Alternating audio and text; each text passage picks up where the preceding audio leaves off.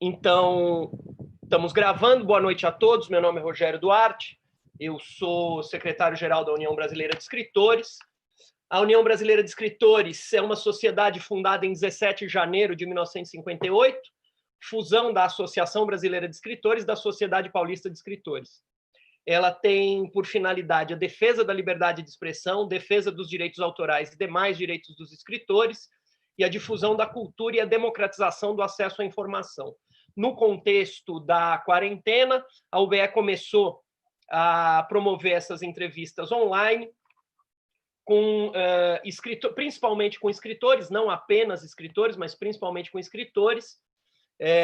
Quem quiser conhecer pode procurar o nosso canal no YouTube, porque a gente tem as entrevistas todas, estão lá disponíveis.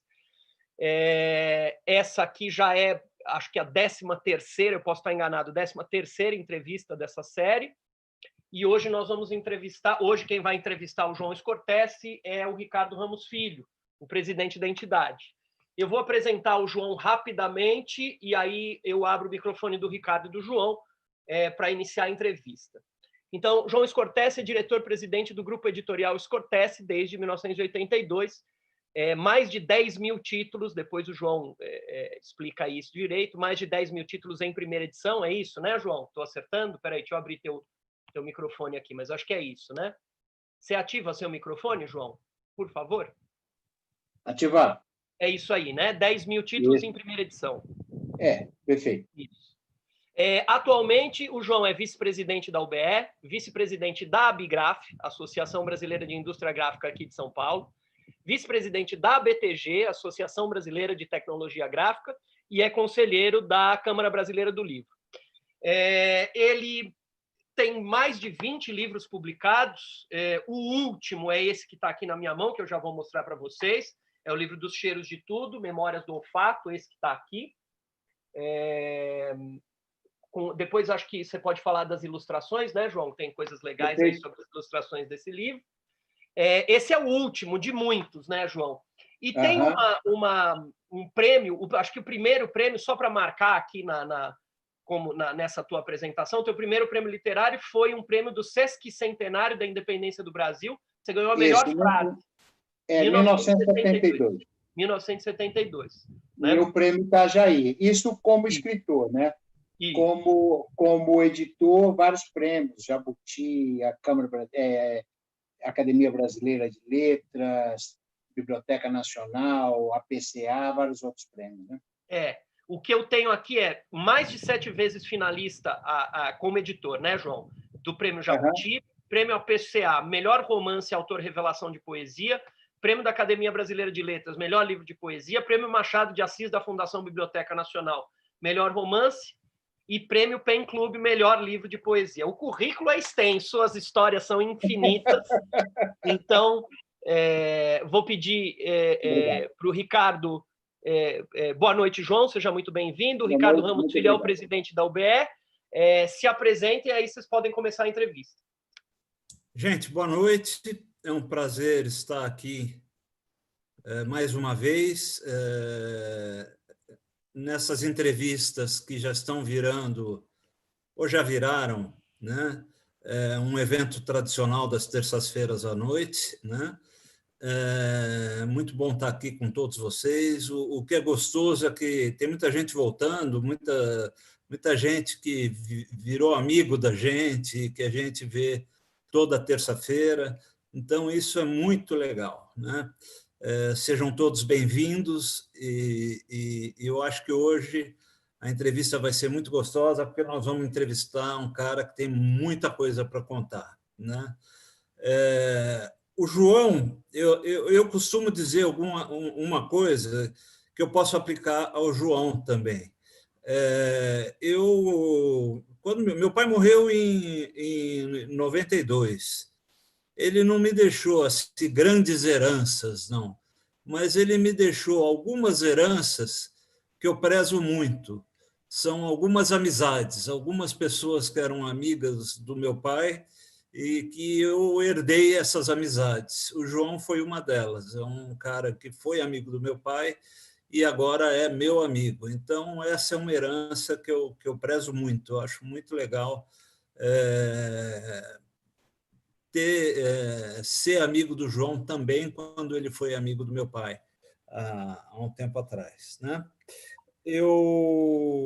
Uma coisa, a primeira pergunta que eu quero fazer para o João é uma pergunta que a gente mais ou menos repete com todo escritor que vem aqui e que eu, particularmente, tenho muita curiosidade. O João nasceu em Fortaleza, o João é 2 anos mais novo do que eu, o João nasceu em Fortaleza em 56, né? E o João demorou para vir para São Paulo. O João veio para São Paulo em 72. Ele já chegou em São Paulo com 16 anos. Então, e pouco depois, com 17 anos, ele já estava escrevendo poesia, já estava aparecendo. Ele apareceu com poesia em 73, na revista Poetação, com 17 anos, a poesia... Junto com Milton Ratum. Junto com Milton Ratum, lá o pessoal da FAO. Da FAO, Faculdade de Arquitetura e Urbanismo. Então, quando o João chegou aqui aos 16 anos em São Paulo, o João já tinha, vamos dizer, realizado o percurso dele para virar leitor. Ele já era um leitor formado, vamos dizer assim. Como que foi esse percurso, João, que você construiu ainda em Fortaleza, ainda no Ceará? Bom, vamos lá. Boa noite para todos. Obrigado, Ricardo. E a nossa amizade realmente vem do seu pai e hoje nós cuidamos dela com muito carinho. Comecei a ler um livro chamado Diário de Dani. E esse livro me marcou muito. Foi o início do meu diário pessoal. E logo em seguida, além de Monteiro Lobato, né, todos nós começamos com Monteiro Lobato, eu li O Encontro Marcado de Fernando Sabino. Aí começou a grande sina, né, de um dia que eu chegasse em São Paulo, isso já era um plano do meu pai, de ler, de encontrar, de conhecer o Fernando Sabino. E isso aconteceu, né? Então, eu cheguei já em São Paulo com esse objetivo, primeiro, de não voltar mais. Eu não queria voltar. Né? E com 17 anos já comecei a trabalhar. Só, desculpa te interromper, mas por que essa ideia de chegar em São Paulo com esse desejo de não voltar? Meu pai e minha família, de pessoas muito importantes, pessoas marcantes no Ceará. Então, lá eu era o filho de fulano de tal, né? Apesar de ter pais maravilhosos, pai e mãe, mas eu era o filho do Luiz Gonzaga. Meu avô era o superintendente da Light, o João Batista da Light, né? Família tradicional, governadores. E lá eu não conseguia ser o que eu queria. Tinha 2 irmãos engenheiros, que já estavam estudando para engenharia e arquitetura, e, para mim, não tinha muita chance. Eu precisava fazer alguma coisa diferente.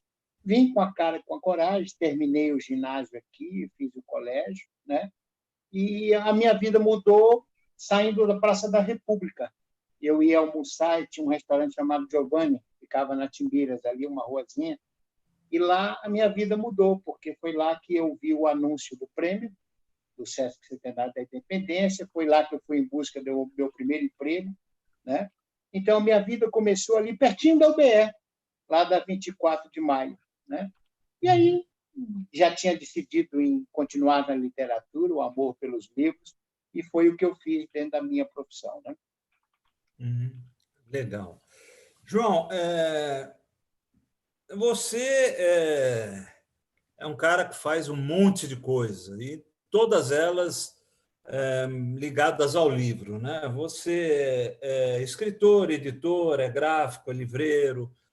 Como fazer para conseguir lidar com tudo isso misturado, lidar com tudo isso para dividir, primeiro, como você acha tempo para escrever, como você consegue trocar o chapéu, assim, botar o chapéu.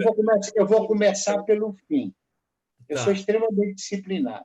Extremamente disciplinado. Escrevo de manhã e escrevo agora e no final da tarde, né? Mas eu acordo empresário.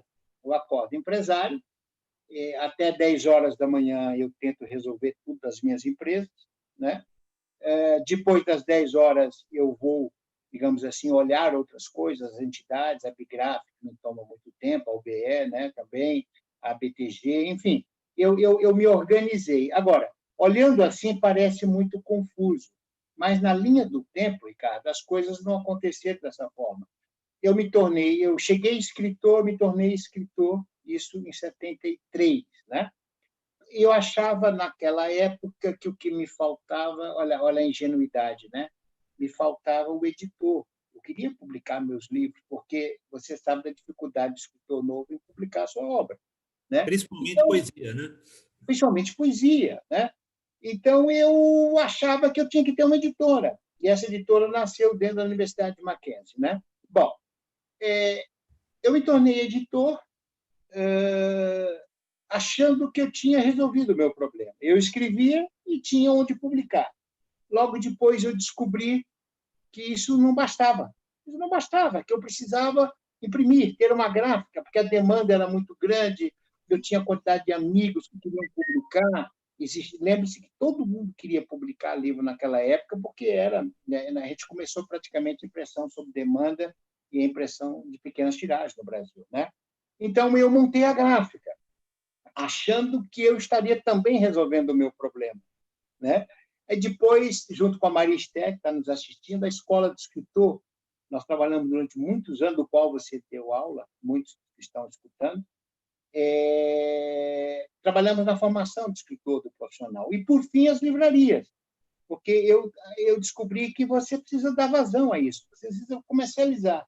Então, eu me tornei tudo isso, não de uma vez só, não que eu tenha aberto uma porta e, digamos assim, carimbado cada uma dessas ideias. As Foi por coisas foram demanda mesmo. acontecendo, né? Agora, eu nunca deixei de buscar aquilo que eu acredito, que é o trabalho coletivo, o trabalho das associações. Tanto que, ao longo desses 40 anos, né, participei de várias diretorias da UBE, participei de várias diretorias da Câmara Brasileira do Livro, estive no Ministério, né, cuidando da Lei Rouanet, foram muitos anos, trabalho muito importante de implantação da Lei Sarney para a Lei Rouanet, né?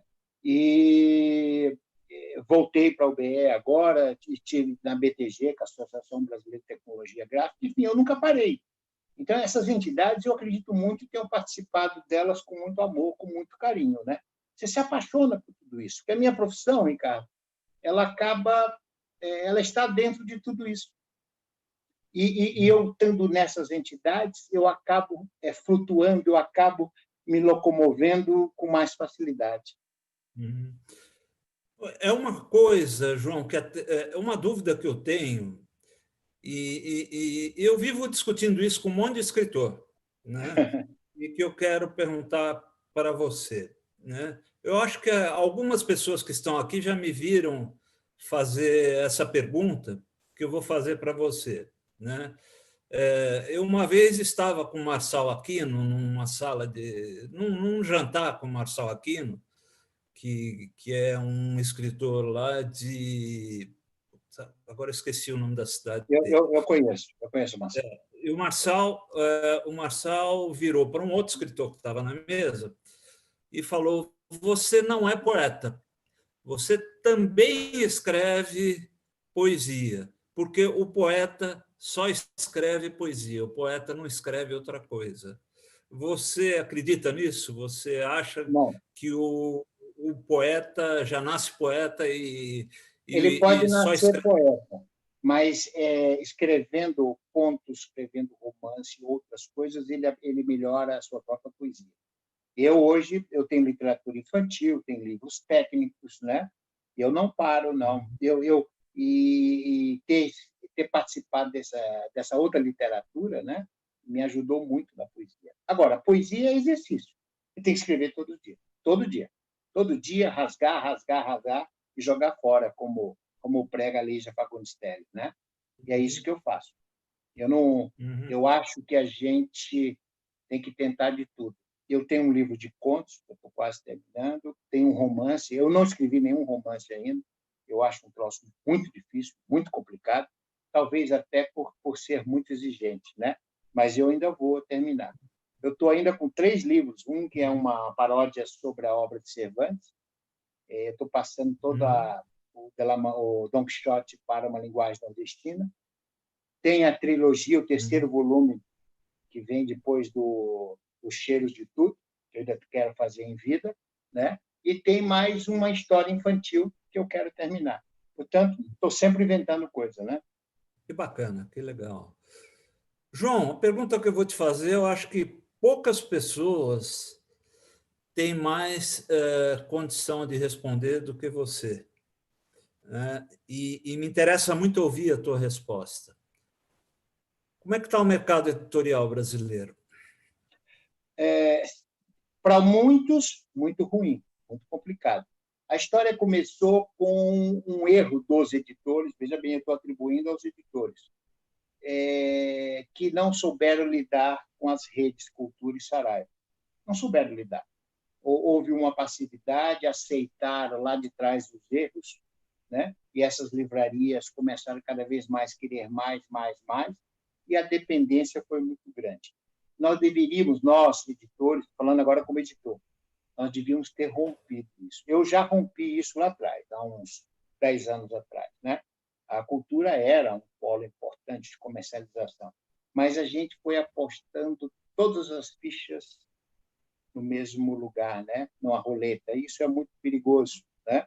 O mercado não cresceu, nós não incentivamos as chamadas livrarias pequenas, nós acabamos com elas, né? Na verdade, nós matamos com aquela história de desconto, e você mata a livraria. Uma livraria lá atrás que tinha, né, uma espécie de livraria Capitu, né? Sim, a Aquele Capitu tipo era de da Rua livraria, Pinheiro. como era a Capitu, não foi para frente. Como era Era da Capitu, rua, como não era foi para frente. Manduri, como era Belas Artes, são editoras que são livrarias que tinham um amor, tinham um carinho muito grande. E nós, editores, a grande culpa eu atribuo a nós, editores, partimos para o fácil. A gente lança na cultura e bola para frente, tá certo? Nós nos acomodamos, né? E dentro desse mundo, dentro dessa cadeia produtiva, não dá para se acomodar. Isso serve para o escritor, serve para o distribuidor, para o gráfico também, né? Lembre-se que eu estou em todas as pontas da cadeia produtiva e eu sinto a reclamação de cada um. Você quer ver uma acomodação maior do que dos gráficos, né? Os gráficos se acomodaram, porque você comprava uma máquina, aquela máquina ia lhe dar dinheiro por 50 anos, e aquilo você passava para os seus filhos e para os seus netos, né? Mas esqueceram de um monte de coisa, né? Da mesma forma que o escritor tem que estar sempre escrevendo, o editor tem que estar sempre abrindo a cabeça, pensando e tentando melhorar, né? É isso que eu tento fazer todos os dias, né? Lembre-se que eu comecei minha editora, não tinha nem computador, não existia computador.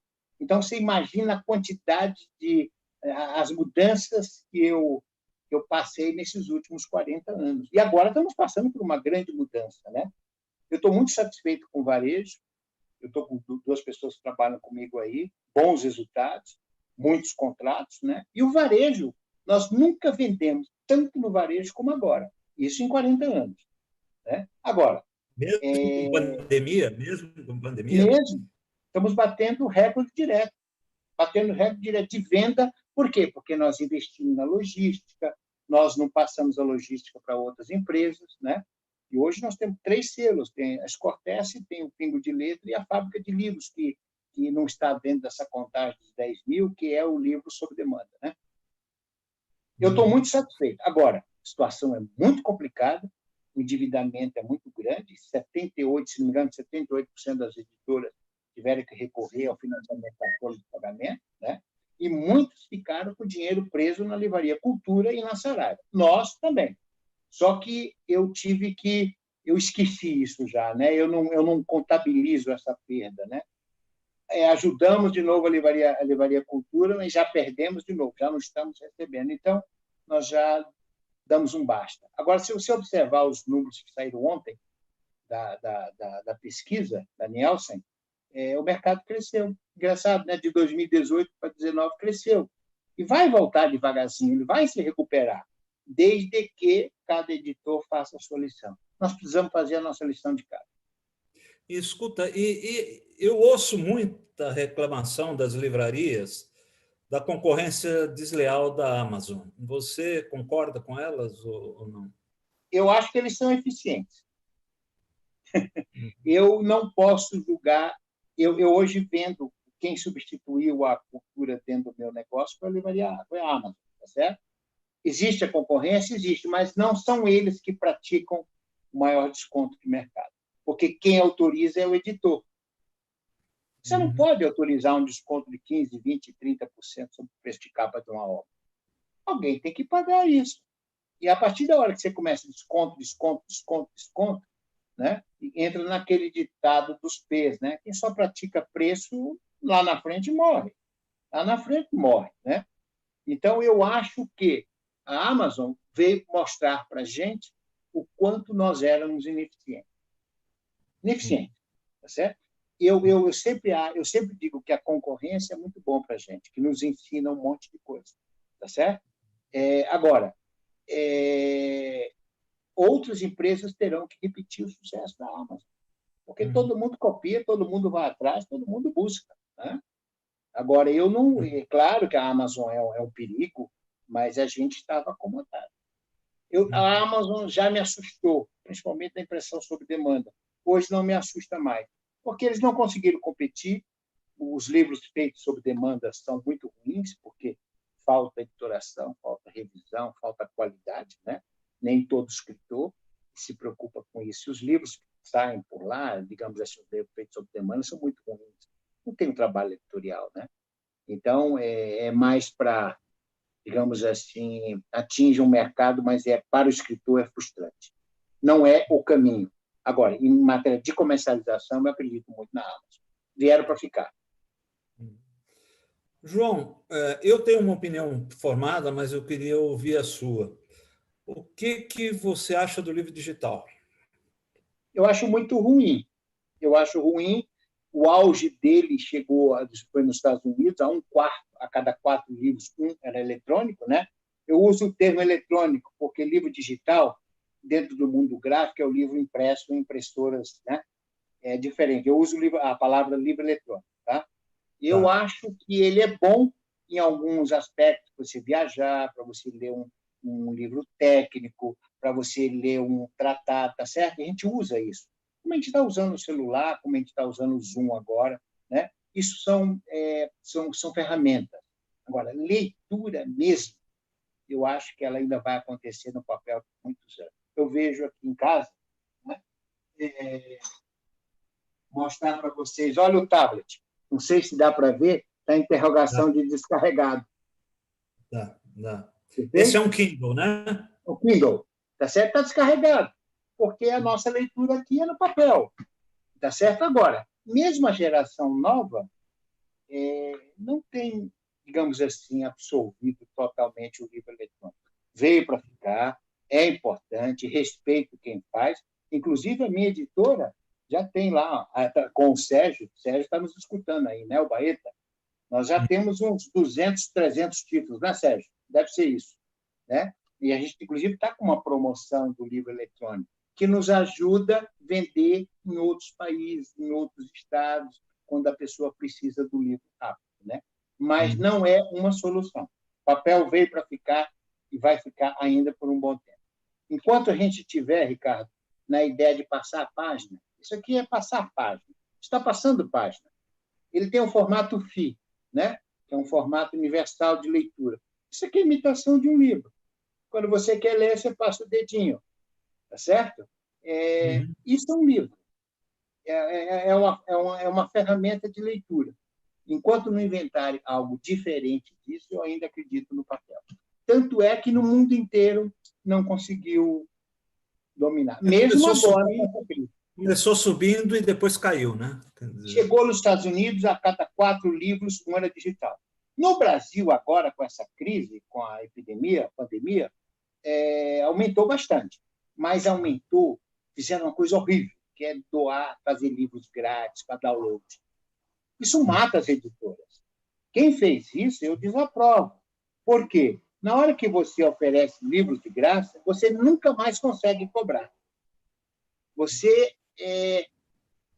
Altair Ferreira Brasil, que foi um editor muito conhecido, ele tinha uma filosofia muito interessante. Ele dizia: não me peça para dar a única coisa que eu tenho para vender. Eu não faço. O e-book, para mim, tem que ser vendido. Ele pode até custar mais barato. Eu trabalho com 20%, que é uma margem interessante em relação ao preço de capa. Mas ele é ruim, principalmente para o autor que está disponibilizando livros grátis na web. Ele nunca mais vai conseguir vender a sua obra. Ele vai ficar sempre dando de graça. E você sabe, né, que o pior leitor são os amigos, né? Que cobra de você um livro grátis. Você sabe disso. A gente dá muito livro para amigo, né? Pois é, rapaz. Amigo. Olha, eu já falei, eu prefiro ter menos amigos porque a gente vende mais. João, eu acho que, só terminando a resposta, para não ficar parecendo que eu sou contra, eu gosto muito. Eu gosto muito, eu acho prático e respeito, principalmente quando você vai viajar, né? Que coisa que está impossível no momento. Mas eu acho que tem seu espaço e veio para ficar. Eu acho assim, só alongando um pouco, porque eu falei, eu tenho uma opinião. Eu acho, por exemplo, minha sogra enxerga muito mal, tá? E ela só consegue ler com tablet, porque ela aumenta a letra. Tá? E é uma leitora, é uma pessoa que gosta de ler. Então, isso para ela, por exemplo, é fundamental. Fundamental. Aí, fundamental. O Brasil tem 10% bacana, dos likes, né?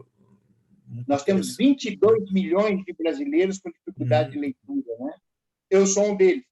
Então, é complicado. Você precisa ter ferramentas para leitura. E o Kindle é uma delas. Kindle, o Kobo, todos eles, né? Perfeito. João, vamos falar um pouquinho de UBE. Por que eu quero falar de UBE? Porque eu acredito que eu sou presidente da UBE, mas eu acredito que poucas pessoas no Brasil têm a experiência que... Eu até já disse isso para você, que tem a experiência que você teve com a UBE. Você é um cara que faz parte da história da UBE, né? Acho que você, junto com a Velima, talvez, eu acho que são os caras assim que mais... né?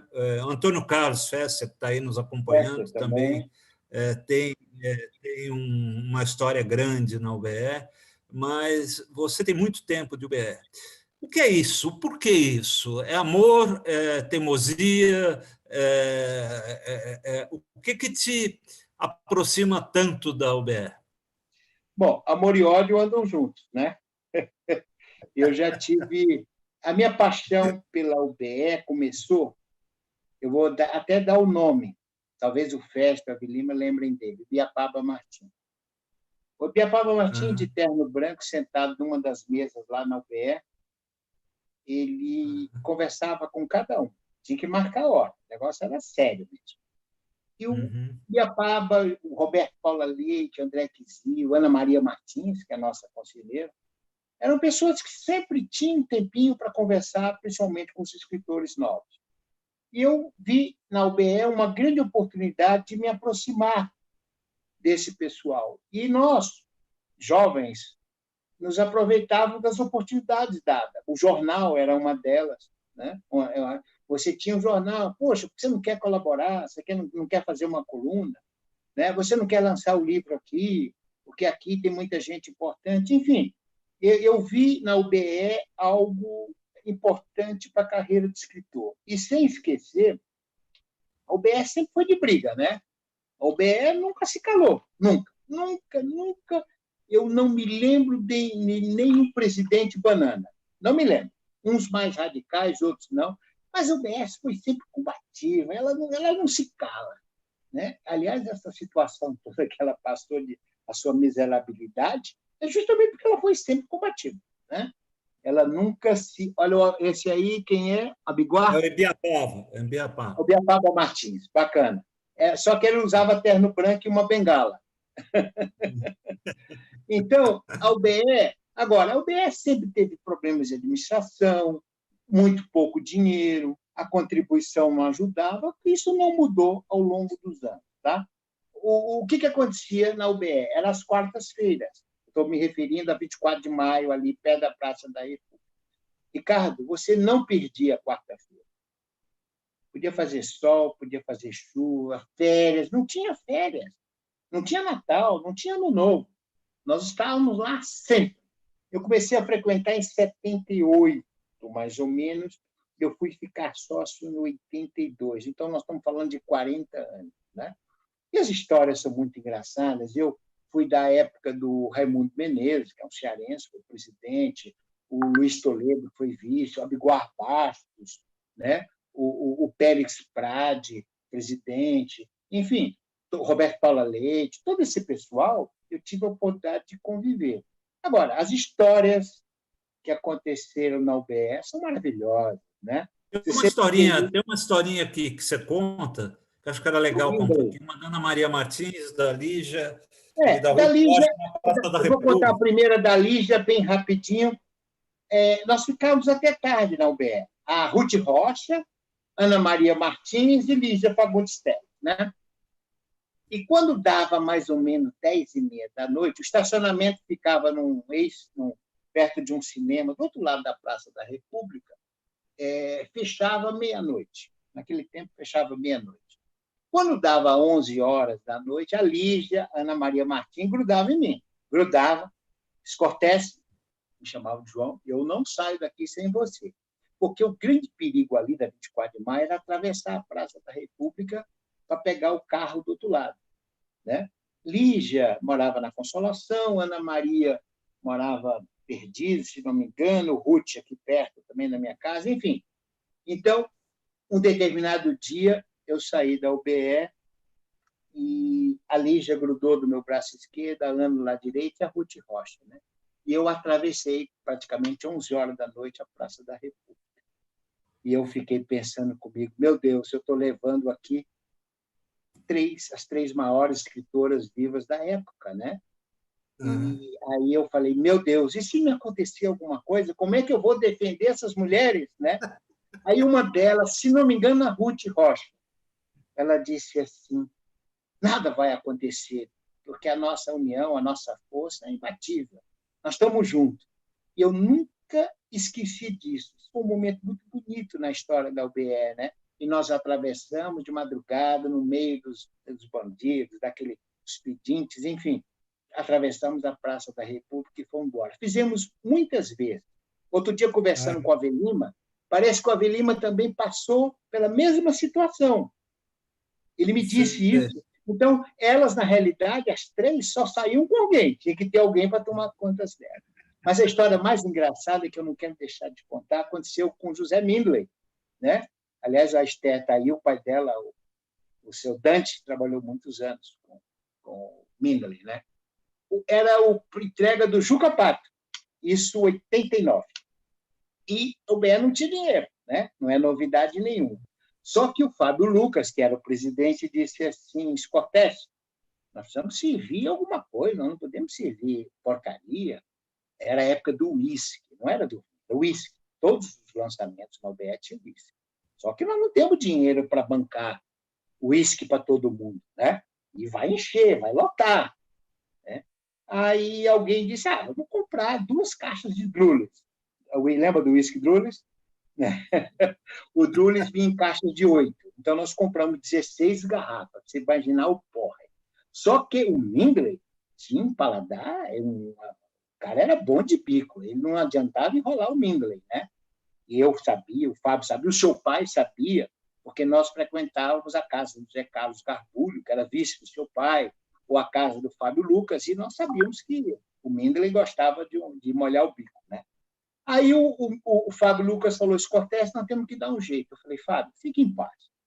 Eu ganhei do meu cunhado na época, Antônio Burilo, falecido, uma garrafa de Ballantines, 12 anos.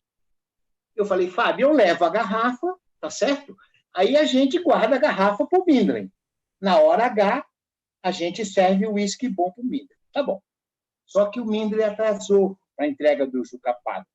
E o pessoal desceu a lenha para beber às as 16 garrafas de Drulles, sem nada, não tinham o que comer. Todo mundo de fogo, né?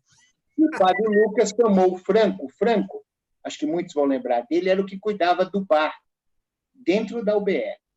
E o Franco era um simplório, né? Um homem muito simples, simples demais até.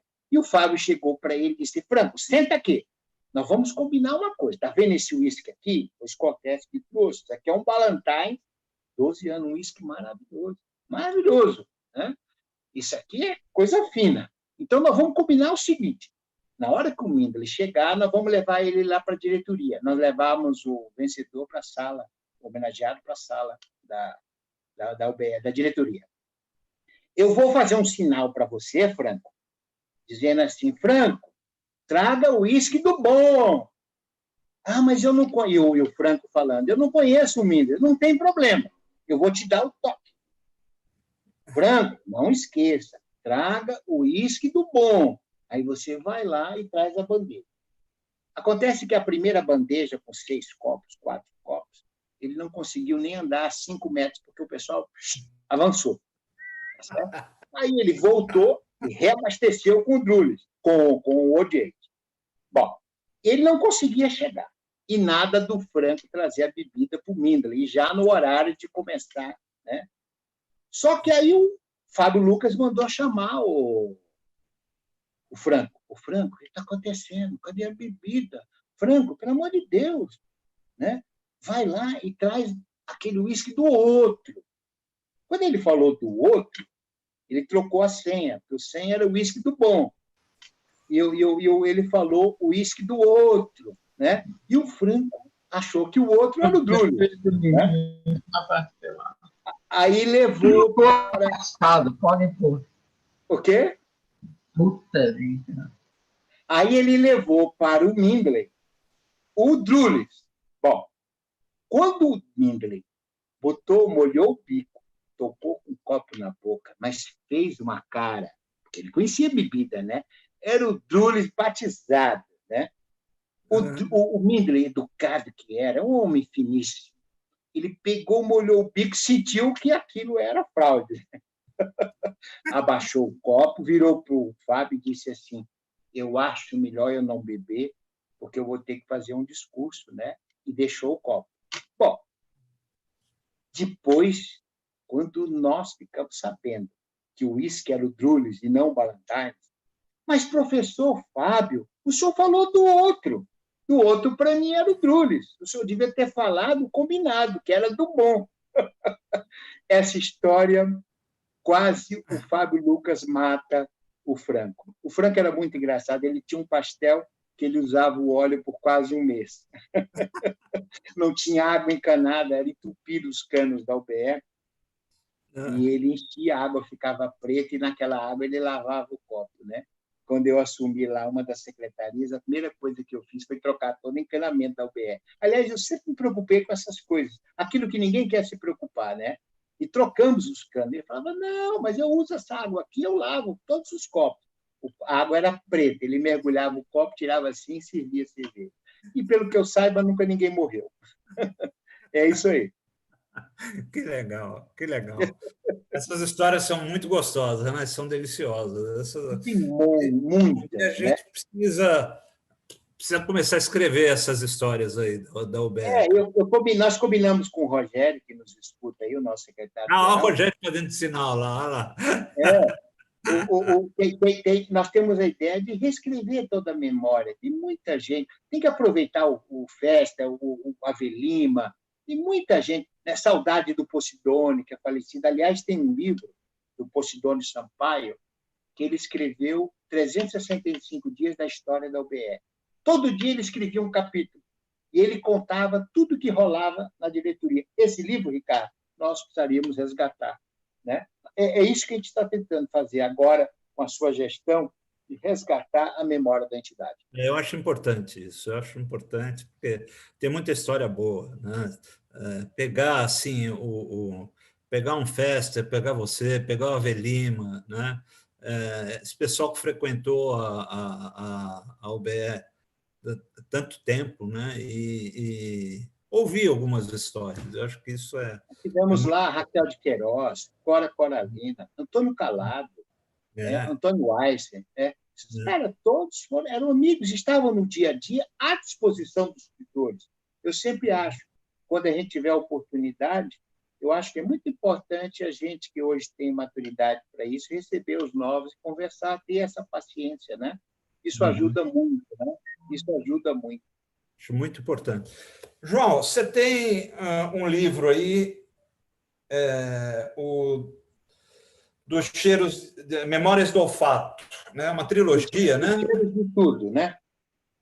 É uma trilogia. Fala um pouco do livro. Vamos lá. O primeiro livro que eu escrevi da trilogia chama-se A Maçã que Guardo na Boca. Na realidade, eu peguei todos os prazeres da vida, tudo aquilo que é importante, coloquei na boca, né? E tentei provar a vida. Botei na boca para que eu nunca, jamais esquecesse esse sabor, esse gosto.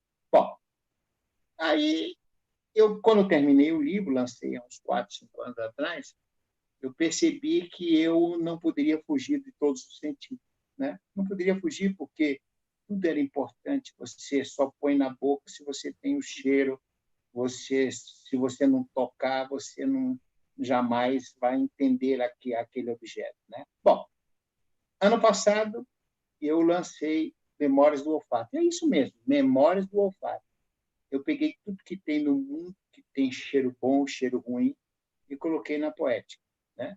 A Marta Ramalha, minha sogra Belquis, a Marta, que é minha esposa, ilustraram a obra. São as ilustrações que o Rogério estava falando, né? O livro ficou belíssimo, tá certo? E agora, esse livro está vendendo muito, muita gente procurando, o livro ficou muito bacana. Então, agora eu preciso terminar a trilogia, Ricardo, que é o Toque. Esse Eu não entendi, desculpa. O Toque. O Toque. Porque eu já fiz o sabor, a boca, eu fiz o cheiro, agora falta o toque. O toque não vai ser fácil, porque ele é um livro difícil. O Rogério botou na tela aí. Está bonita a capa, hein? Está bonita a capa, hein? Tá... Bonito. E, Rogério, se você puder mostrar as ilustrações da Marta Ramalho. Né? Então, Ricardo, o toque, não pode ser um negócio pegajoso, não pode ser um negócio bruto, né? E também não pode ser um negócio maligno, tá certo? Então, eu estou trabalhando nesse livro, começo, paro, né? Aliás, aconteceu com esse livro algo engraçado. Eu ia lançá-lo, estava pronto. Aí, abri o computador, perdi o arquivo. Um monte de coisa que eu tenho. Perdi o arquivo, sumiu. O livro chamava-se Cadeira de Vinho. Aí eu falei, meu Deus, e agora? Né? Foi aí que eu escrevi o Dos Cheiros e Tudo. Quando eu terminei, quando eu mandei para a editora o livro, eu achei o arquivo. Então, na realidade, eu precisava publicar isso. Isso acontece com todos nós, né? Eu agora tenho um outro livro para terminar, tenho uma história infantil, aí eu vou terminar a trilogia. Eu acho que é muito importante falar do toque, e principalmente agora, o quanto nós estamos sentindo falta do abraço, né? Do beijo. Então, era isso que eu ia comentar, né, João? Por exemplo, se é uma história que você vem pensando há algum tempo, agora, em época de pandemia, esse toque recebeu um outro significado, né? Ele ganhou um outro significado. Um outro significado, sabe? E que toque. Nós, seres humanos, não podemos abandonar o toque, sabe? Não dá para você abandonar. Porque nós somos pessoas individuais, né? Cada um de nós tem o seu universo, né? E nós, seres humanos, nunca vamos fugir disso, né? E toda a sociedade, todo o mundo editorial, cinema, teatro, toda a cultura em si, ela não abandona o desejo individual de se realizar aquilo que você pensa, que é o nosso diferencial, né? É importante isso. Então, esse livro Toque passa a ser muito importante, só que eu não quero fazer uma obra vulgar. Eu estou muito, muito cauteloso, mas eu acredito nessa obra. Eu quero voltar a dizer como é importante você abraçar um amigo, como é importante você estender a mão para uma pessoa que você quer bem, como é importante você sentir o cheiro de uma pessoa, como é importante você compartilhar ideias e pensamentos. Dar a mão sem precisar passar álcool gel depois, né? Pois é, ficou muito. E comer aquele pastel de feira, aliás, eu sei que você gosta de pastel de feira. Eu né? gosto muito, eu gosto muito. Eu sei disso. Então, eu acho que nós temos que voltar para essa simplicidade. Eu, agora, aos meus 64 anos, eu só quero as coisas simples. Não estou mais interessado nas coisas complexas. Eu quero a simplicidade. Preciso urgentemente voltar a curtir aquilo que é simples. E é importante, né? Escrever uma carta. Né? Eu tenho recebido cartas, viu, Ricardo? Agora o Rogério botou uma ilustração. Muito bonito. Que bacana, né? E ficou muito bonito. São só dorsos, tá? A capa é da minha sogra, foi pintado pela minha sogra, e caiu com uma luva. Agora, o toque, eu não sei como é que eu vou fazer ainda, que eu preciso fechar a trilogia, né? Muito bonito, muito bonito. Muito classudo, assim, tem um certo charme, assim, muito legal. Cangote, lá na minha terra, no Ceará, é a coisa mais importante do mundo. Né? Cheirar um cangote não tem nada melhor, como diz, né? Fedido ou cheiroso é sempre bom. Hoje eu estou com o Marçal Aquino. O Marçal Aquino ele fala do Caetés, que é o livro do Graciliano que o pessoal menos gosta, né? Ele fala, ele disse, é o livro que eu mais gosto. Eu falei, mas o livro que você mais gosta do Graciliano é o Caetés? Ele falou, um livro que começa com o cara dando um beijo no cachaço de Luísa, eu não vou gostar. É verdade. Também é cachaço, né? Também. É cachaço, sim. O repertório é imenso. Nós, escritores, não podemos deixar de falar com simplicidade das coisas simples. Né? Hoje eu prego objetividade, que eu acho que é muito importante para o escritor, que se ele não for disciplinado, se ele não se organizar, Ricardo, ele deixa a sua obra incompleta. Né? E agora que um dia a gente está aqui, outro dia a gente está no inferno, como diz a Sandra, né? A Sandra fala, hoje nós estamos aqui, mas amanhã nós podemos estar no inferno. Então, Sandra está lá embaixo, ela está dando tchau para você. Sandra, eu gostei do que você falou, viu? É verdade. Nenhum de nós tem que ir para o céu, pode ter certeza disso. Nós vamos fazer um grande grupo de escritores no inferno. É aquele negócio que ela falou, né? O clima no céu pode ser melhor, mas o convívio no inferno é mais gostoso. Né? Ricardo, já são 7:50 e hoje a gente tem uma novidade, eu não sei se todo mundo sabe, já na semana passada a gente fez um teste e começou a transmissão pelo YouTube. E agora ela e a gente começou na semana passada e agora a gente está com algumas pessoas assistindo pelo YouTube, já tenho perguntas lá. Então, a hora que você puder, Ricardo... Vamos encerrar, vamos para as perguntas. Já. Eu acho a pergunta muito importante. Ricardo, muito obrigado, viu? Muito obrigado.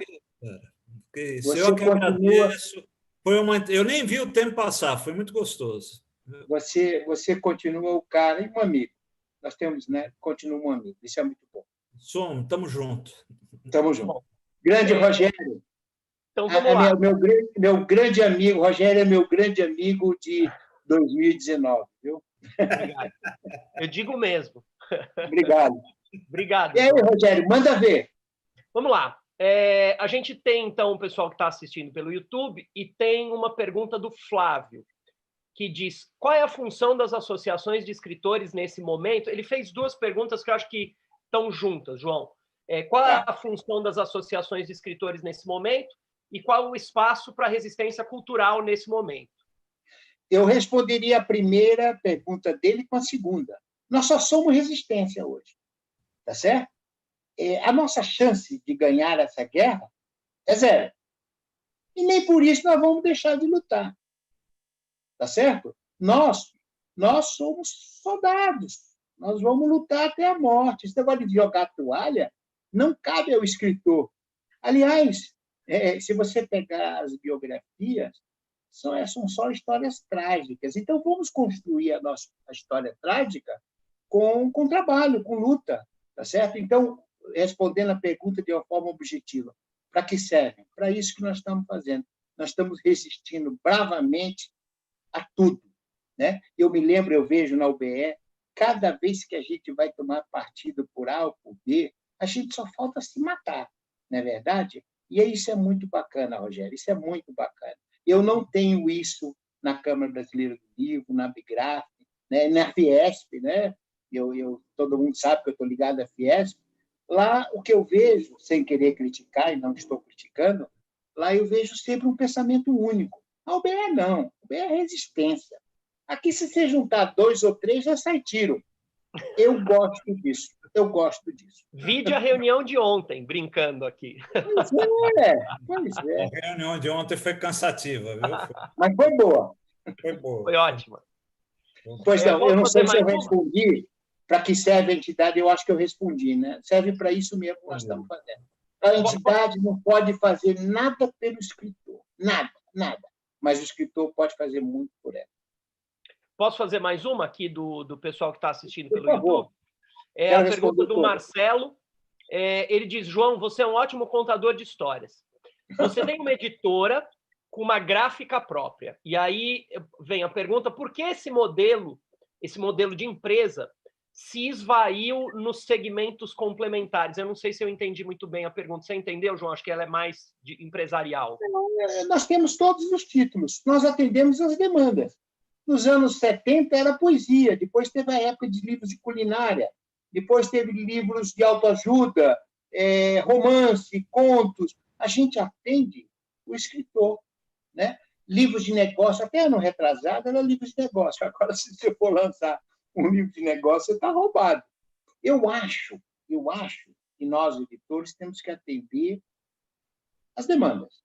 Nós vamos entrar numa época de literatura infantil, que eu tenho visto muita gente escrevendo, tentando deixar as suas ideias, a sua memória. A poesia que nunca morre. A poesia é espetacular, né? A poesia é um negócio espetacular. E vamos entrar num pouco do livro Pegue Isso e Faça Aquilo, né? Um livro assim, tipo, quase um livro de autoajuda, mas para ajudar as pessoas. Como é que você se habilita no Zoom? Como é que você aprende a fazer uma postagem no Facebook? Eu acho que esses tipos de livros vão pegar bastante, né? Eu não sei quem é o Marcelo, mas a minha editora ela não atende a minha cabeça. Cada vez mais ela é dos outros, sabe? A minha editora atende à vontade dos outros. Cada vez mais. Aliás, quando eu comecei a editora, eu sabia de tudo, Rogério. Tudo. Hoje eu não sei de mais nada. Pode ter certeza disso. Legal. A gente ainda tem mais uma pergunta lá do YouTube, mas vamos variar um pouquinho. Vamos fazer uma pergunta aqui. O pessoal que está na sala, quem quiser fazer pergunta ou acena para mim, aqui tem bastante gente, a gente tem 31 pessoas na sala. Que bacana. Eu vou aqui pelo olho mesmo, tá? Então, vou começar pelo Sérgio. Sérgio, se você puder ativar o teu som, por gentileza, depois o Fernando e depois o Walter, tá bom? É o Sérgio Baeta? Exatamente. Meu grande amigo, meu futuro sócio, viu, gente? Ele está tentando me convencer a botar dinheiro no negócio dele.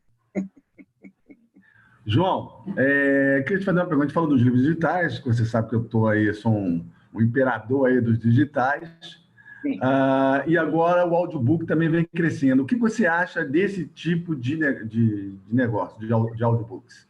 Eu gosto muito do audiobook e vou explicar por quê. Todo mundo sabe que há 3 anos atrás eu tive um problema na vista, fiquei ameaçado de ficar cego. Hoje eu só tenho uma vista, a outra está nem meia boca, está na pinguela, né? Grande parte da literatura eu dependo de ler letras grandes. Eu acho que o audiobook ele nos permite você ligar no carro e escutar. Nós temos 22 milhões de pessoas com esse problema de não enxergar, tá certo? Então, é uma outra fatia de mercado.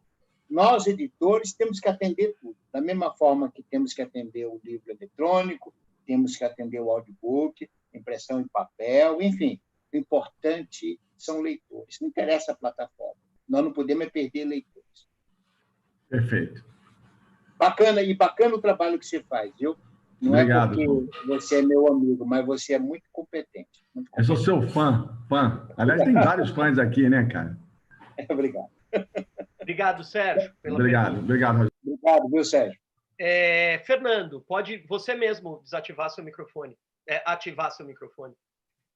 Boa noite, João. Boa noite a todos. Ô, Fernando! Eu tenho 2 títulos publicados pela Escortece. O primeiro livro meu, em 88, foi pela Escortece. Você era um garoto. De poesias também. Engraçado. Ô, João, eu gostaria de...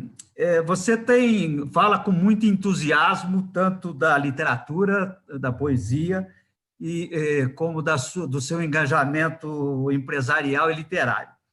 Perfeito. Então, eu gostaria de saber de você quais dessas atividades múltiplas que você faz que te dá mais prazer, que você senta e fala, pô, isso daqui me realiza. Bom, quando eu estou escrevendo, eu escrever. Você pode ter certeza disso. Se eu tivesse que colocar numa ordem, eu escolheria a arte de escrever. Aliás, eu estou numa fase ótima de escrever, né? Segundo, de ver o livro imprimindo.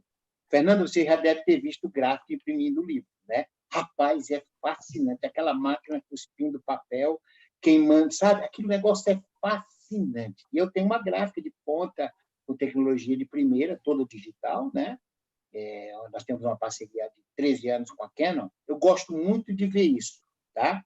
Agora, o trabalho bacana é lidar com o autor, né? Eu tenho 2 editoras que estão aí assistindo, que é a Esther e a Cristiane. Esse trabalho de corpo a corpo, de entender a cabeça do cara, né? E escritor, sabe, Fernando? Nenhum é normal. Nenhum é normal. Todos nós não temos todos os parafusos. E isso é muito bom, cara. A pior coisa do mundo é você lidar com pessoas certinhas, pessoas, né? Eu adoro os desequilibrados, os loucos, os malucos, tá certo? Porque eu procuro encontrar coerência, porque é o livro dele que eu vou publicar. Então, quando você falou do seu livro de poesia, eu lembrei, porque seu nome tem uma letra Z no meio, que isso me marcou muito, né? Isso é muito importante. Eu tenho certeza que depois que você publicou o livro, você nunca mais foi o mesmo. Você nunca mais foi o mesmo. Entende? Ah, então, sem dúvida.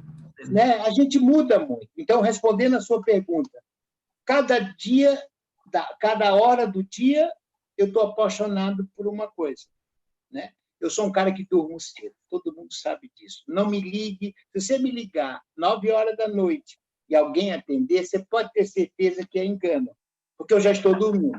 Mas também 4 horas da manhã, eu estou acordado elétrico, tá certo? Eu sou o cara que acorda o galo. Porque o galo, alguém tem que acordar o galo. Esse é o trabalho que eu faço, né? É a hora que eu entro no chuveiro, eu ainda estou tomando banho, eu tenho alguns amigos que nem banho estão tomando mais por causa da pandemia, né? Mas eu ainda estou tomando banho. Banho para quê? A gente não vai sair de casa, pô. O Ricardo é um. O Ricardo é um, hein? Né? Eu vou, sabe? O Paulo Mauá, que, aliás, é um cara brilhante, é nosso representante de Santos, está falando aqui, que bom que nós amamos os dois. Aliás, o Celso Alencar tem um poema que fala louco como todos os loucos. E mais louco não é o que faz a loucura, é quem segue o louco. Então, eu sou o cara que possibilito ideias para o louco. É isso, entendeu? Então, cada hora do dia eu sou uma pessoa, tá, Fernando? Mas isso na minha cabeça, como disse o Ricardo, isso na minha cabeça é muito bem resolvido. Tá? Agora, quando eu estou falando de editora, não venha me falar de outra coisa. Eu só estou falando de negócio. Perfeito? Boa noite, prazer. Boa noite, querido. Bom te ver, viu? Você tinha cabelo e não tinha barba branca, mas o que eu posso fazer? É verdade. Obrigado, Fernando. Obrigado por estar com a gente aqui toda semana. Obrigado mesmo. Eu tenho na sequência aqui o Walter e depois a Cássia. Quem mais quer falar? Deixa eu ver aqui. O Papa, só um segundinho. Papa, meu amigo do Facebook. Quem mais está levantando a mão aí? Maria. A Tatiana está escrevendo, somos todos loucos, e é verdade. Aliás, eu tiraria da minha vida as pessoas normais, não servem para nada. O Paulo Adair quer fazer uma pergunta também, Rogério. Tá? Paulo Adair. Paulo Adair. Tá. Então, vamos lá pela ordem. Walter, pode fazer. Você mesmo abre seu microfone e pode fazer a pergunta. Walter. Quem é o Walter? Walter Rogério. João, uma vez eu li uma entrevista do Cândido, e eu lembro assim que ele falou que a literatura brasileira é fraca. Hoje, você com essa visão que você tem, qual a opinião que você tem hoje sobre a literatura brasileira contemporânea? Eu acho que é uma das melhores do mundo, né? Nós conseguimos escapar daquela época do modernismo, onde todo mundo trocava originais lá em Paris. Nós conseguimos escapar de várias tendências. Hoje existe uma literatura brasileira, tá certo? Eu gosto muito do escritor brasileiro. Na área de romance, tem pessoas maravilhosas. Na área de poesia, nem se compara, tá? Eu acho que o brasileiro, quando parou de tentar copiar A, B ou C, ele se deu muito bem. Nós já tivemos esse mal, né? De tentar copiar, somente na época dos anos 70, do best-seller, né? Nós copiamos muito, né? Aliás, se publicava naquela época, eu sou dessa época, com outros nomes, né? O João Sebastião era o Johann Sebastian, né? Enfim, e precisava fazer isso para poder vender o livro. Só que, hoje, nós temos uma literatura extremamente madura. O que está faltando é oportunidade. Oportunidade, né? Você pega um escritor que escreve um bom romance, ele é totalmente desconhecido, é complicado para a editora colocar ele na mídia, né? E não se consegue vender livro, né? Hoje o nosso mercado é muito pequeno. Agora, tirando os que estavam fora, Paulo Coelho, nós temos Jorge Amado, Graciliano, muitos são publicados fora e são escritores muito queridos. Você pega a obra do Jorge Amado aí, do Graciliano, espetacular. Machado de Assis. O Machado de Assis está aí há sei quantos anos e ninguém cansa dele. Ninguém cansa do Machado de Assis, né? É um livro para qualquer hora. E muitos. Então, respondendo a sua pergunta, eu acho que a literatura brasileira atravessa uma fase muito boa, muito boa. O que está faltando é mercado. Nós não temos mercado, nós não temos leitores, né? Então, é complicado. A maioria dos livros morrem em pequenas tiragens. Tá bom, boa noite. Prazer em conhecê-lo. Prazer, muito obrigado, viu? Obrigado pela pergunta, Walter. Fique aqui conosco sempre nosso convidado. Cássia, pode fazer tua pergunta. Boa noite a todo mundo. A fevereiro, março, abril, maio, junho, julho, aqui. agosto, setembro, outubro, novembro e dezembro. Exatamente, eu estou aqui e eu estou muito ridícula hoje, assim, eu estou mais do que o normal de ridicularidade, então eu resolvi não botar a câmera, tá bom? Tá certo. Eu queria dizer duas coisas e fazer uma pergunta. Primeiro, que eu sou muito sua fã, eu acho você não apenas como escritora, assim, mas uma pessoa muito especial que mora aqui no meu coração. A segunda coisa é sobre o inferno, sobre o qual vocês falaram. Gente, é o seguinte, o inferno vai ter bolsinho, eu não quero ir para o inferno, não. A galera lá, eu prefiro um puxadinho em algum outro lugar, mas não me coloque junto com essa turma, porque a concorrência está brava nesse inferno. Não, eles vão ter um inferno particular, Cássia, não se preocupe. Aí tudo bem, né? É bem mais abaixo. A gente pode fazer o 50º círculo. O escritor vai dar um jeitinho de fazer um puxadinho. Você pode ter certeza que o inferno é ótimo. Não, tudo bem, eu só não quero ficar com o bolsominho, posso ficar com o demônio. Mas esse vai para o céu, pelo que eu estou vendo, esse vai para o céu. Eu vou junto com vocês. Aí eu queria fazer uma pergunta. Você falou a respeito da sua visão, né? Que ela está bem prejudicada. Dentro dessas coisas que você tem escrito sobre os sentidos, como é que você escreveria hoje sobre a ausência, né? Sobre a falta ou um sentido prejudicado? Como é que você... A ausência estaria dentro do toque. Portanto, seria a ausência de toque, tá certo? Eu quero terminar na trilogia. Eu não quero me estender muito, né? Então, tudo que não for toque pode ser ausência, pode ser falta, pode ser distanciamento, tá certo? Então, eu vou tratar nesse livro. Esse livro, sabe, Cássia, vai ser complicado, principalmente agora com essa pandemia, né? Onde eu vou tentar valorizar a simplicidade. Eu quero escrever um livro simples. Esse é o meu objetivo. Tá certo. Obrigada, viu, querido? Obrigado, viu, Cássia? Beijo. Beijo. Obrigado, Cássia, queridíssima. Papa, sua vez. Grande Papa. Olá, João, tudo bem? Tá me ouvindo? Meu amigo do Facebook, tudo bem, Papa? Não estou vendo você. Não tá vendo? Não, agora sim. E tá me Agora ouvindo? Sim. Agora sim. Obrigado, Papa. Tá. É fácil para você, te João, ver, ele está de verde. Exato, eu fiz uma homenagem aqui, eu tive que trocar a camiseta e eu falei, vou pôr uma camiseta verde aqui, é mais de Fluminense, Muito mas bem. é homenagem ao Palestra. Você é um cara palestra. Enfim, eu gosto muito aí do Palmeiras, aí enfim, né, eu cresci ali em Perdizes, entre o Pacaembu, que era onde o meu time jogava, o Corinthians, e onde o Palestra jogava, enfim. Ainda não tive a chance aí de conhecer o novo estádio de vocês aí, que é muito bonito aí. Muito bonito. Mas minha pergunta é o seguinte, bom, a primeira coisa que eu ia falar, concordo com você, João, acho que o escritor brasileiro, o que falta realmente é leitor, porque o escritor brasileiro, como músico brasileiro, como o jogador de futebol brasileiro, ele está entre os melhores do mundo, certamente entre os 3 melhores do mundo. O que falta é o leitor mesmo, né? E isso, aos poucos, a gente vai, enfim, melhorando, vamos dizer assim, no nosso país, né? Vem junto com a educação, enfim, a gente está Nós precisamos de educação, né, Papa? Nós não temos educação, nós descuidamos disso. Mas agora a gente tem um bom ministro da educação, vai resolver isso. Ô, Ricardo, você não precisa lembrar do cara, porque aí o céu vai ficar repleto. Mas, Papa, eu acho que Diga. Eu acho que a sua colocação, nós paramos de investir na educação. Quando você para, você freia tudo. Você freia tudo, né? Então, eu acho que a nossa geração já era.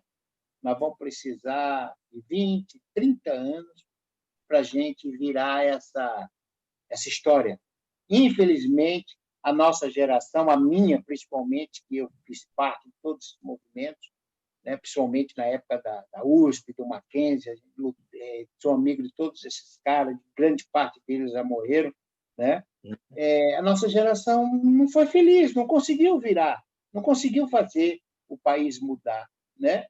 E de tanto que a gente lutou, de tantas dificuldades, mas a gente não conseguiu. Essa que é a verdade. O Lindolfo Bell tem um poema que fala a geração das crianças traídas. Todo mundo deveria ler esse poema, né? E tomara que essa geração nova agora que está aí possa realmente virar o jogo. Alguém vai ter que se sacrificar para que a gente consiga cuidar da educação do país. Então, minha pergunta para você é em cima de poesia mesmo, que é um assunto, enfim, que eu ainda estou tentando conhecer mais. Fora os clássicos, os poetas clássicos aí brasileiros, os consagrados, o que você, enfim, quais livros, ou, enfim, às vezes falar autores, já que estamos entre autores, é meio, enfim, de livros, então, o que você gostou mais, que você leu do que foi lançado de poesia brasileira nos últimos 15, 20 anos? Eu não posso citar A, B ou C, por questão de ética, tá certo? Isso. Lembre-se que eu tenho 6.000 títulos.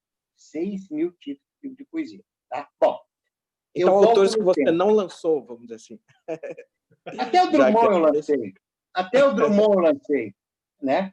Enfim, vamos lá.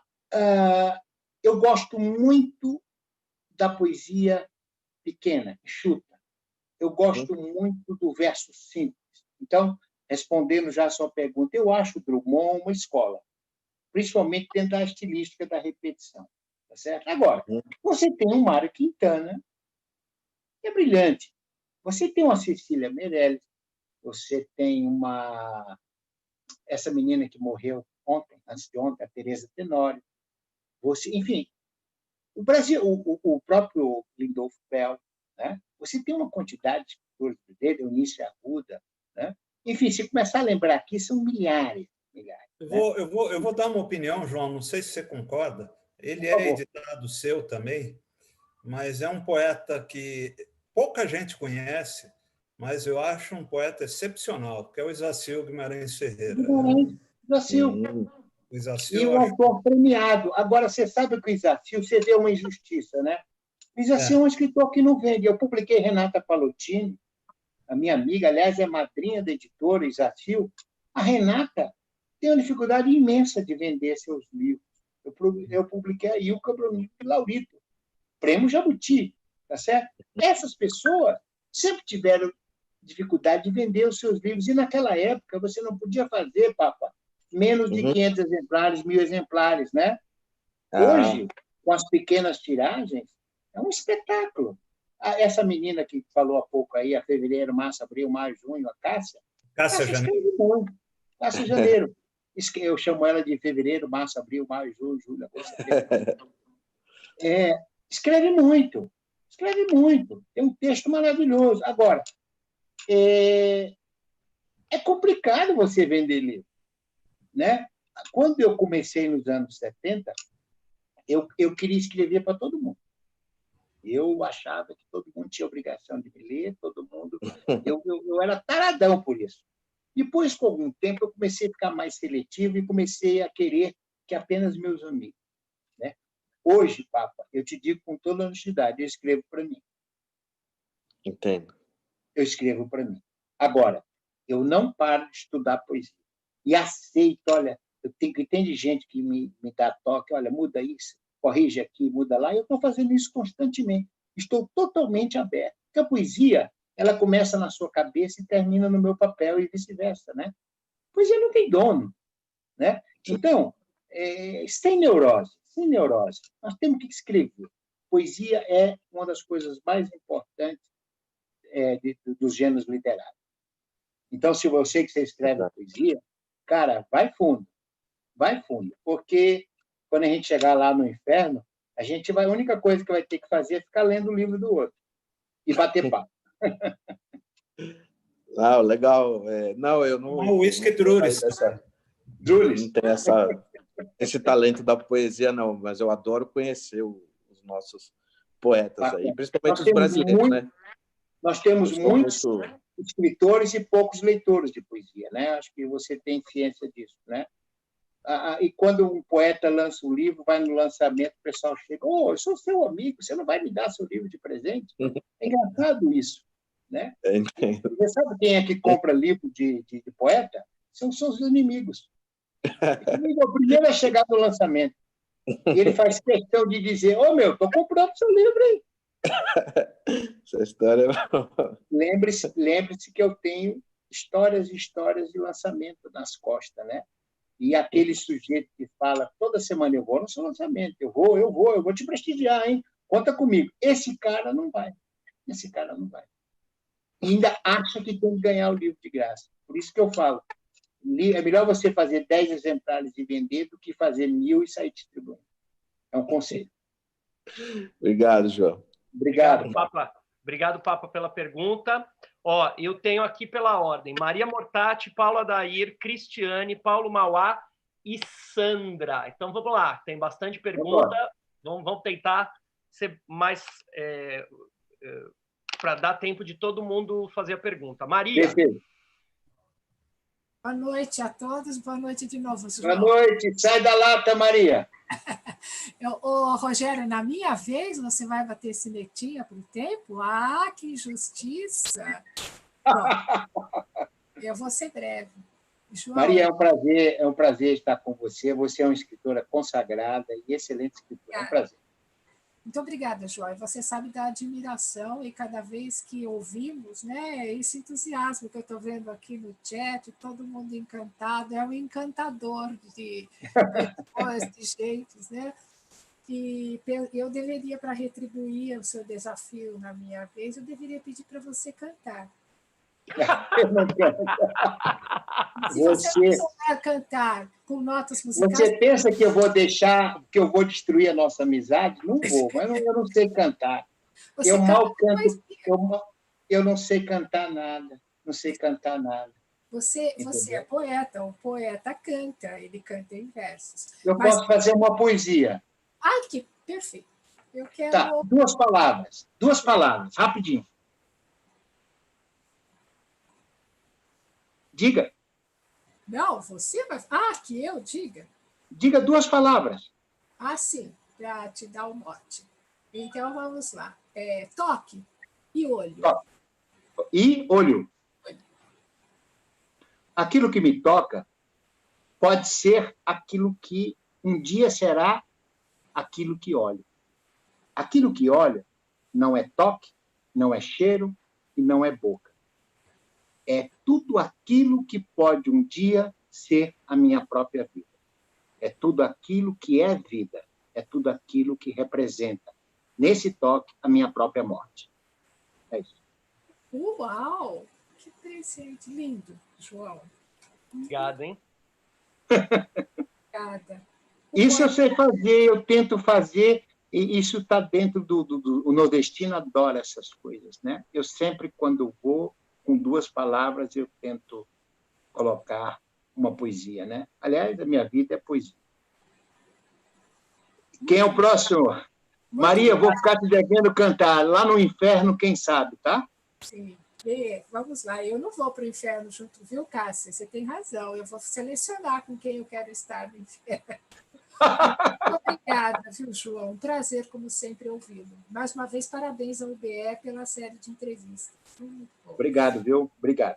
Partindo de você, eu me sinto honrado. Obrigado, e obrigado por você estar aqui com a gente sempre, Maria. É isso que eu ia dizer. Obrigado, Maria, por estar sempre aqui com a gente. Tem a entrevista da Maria disponível no YouTube, para quem quiser assistir.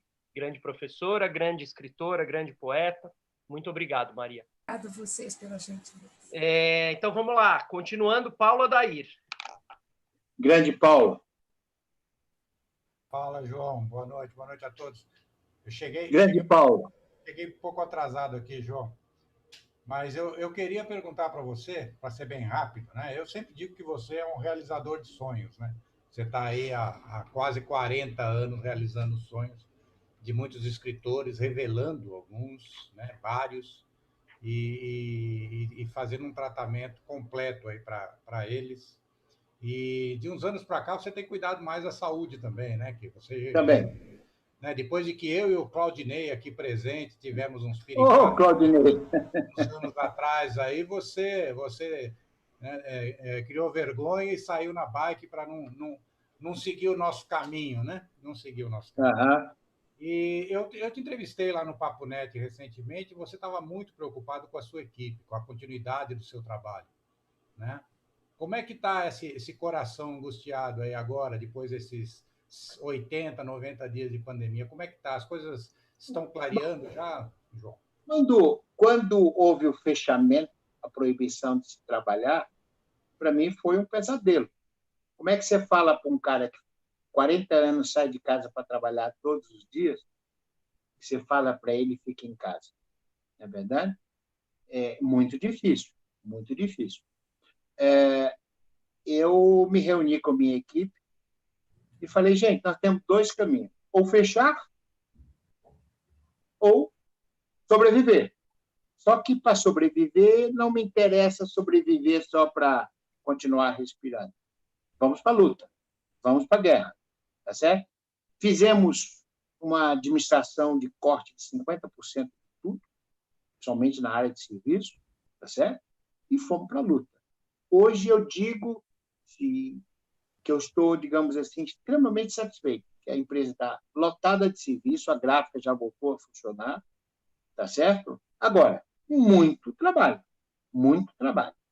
E eu acho que o mercado, na hora que as coisas começarem a melhorar, e não vai ser de uma vez, você pode ter certeza disso, várias vezes a gente vai ter que abrir e fechar, e não temos escolha.